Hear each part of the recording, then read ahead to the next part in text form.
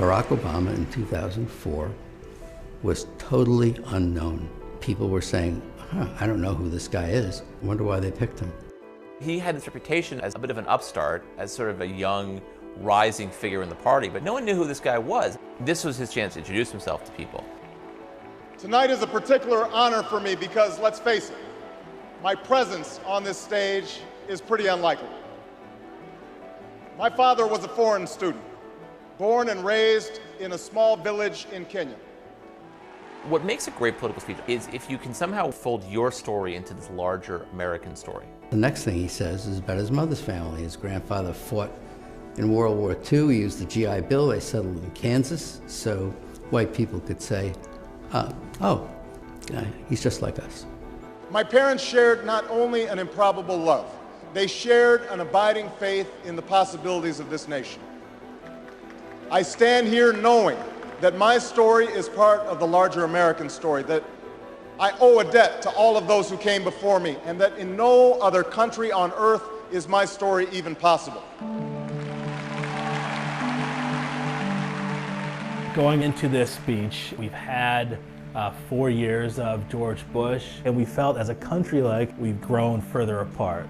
2004 was very much a divisive partisan race. Obama's speech is in some ways an antidote to that. Alongside our famous individualism, there's another ingredient in the American saga, a belief that we're all connected as one people. If there is a child on the south side of Chicago who can't read, that matters to me even if it's not my child. If there's a senior citizen somewhere who can't pay for their prescription drugs and having to choose between medicine and the rent, that makes my life poor even if it's not my grandparent. It is that fundamental belief, I am my brother's keeper, I am my sister's keeper, that makes this country work. E pluribus unum, out of many, one. He gives a speech that presages his entire political message of 2008, which is this sort of post-partisan argument. Now, even as we speak, there are those who are preparing to divide us. The spin masters, the negative ad peddlers, who embrace the politics of anything goes. Well, I say to them tonight, there is not a liberal America and a conservative America. There is the United States of America. Obama was born with two great gifts. One is his mind, and the other is his ability to speak to large groups of people. There are three things that Obama does that really makes that speech effective.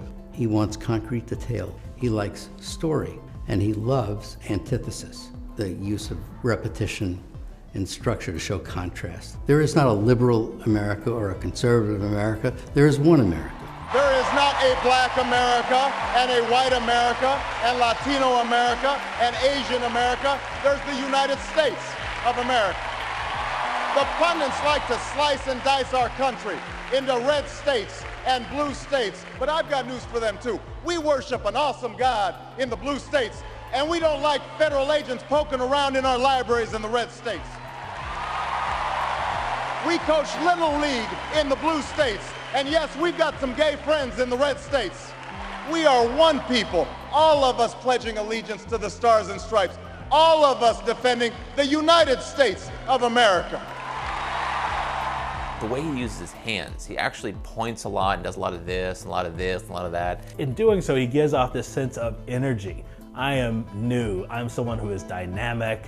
And he doesn't do that so much anymore. He's a little more solemn and reserved when he gives speeches today, but I think it's more reflective of his office.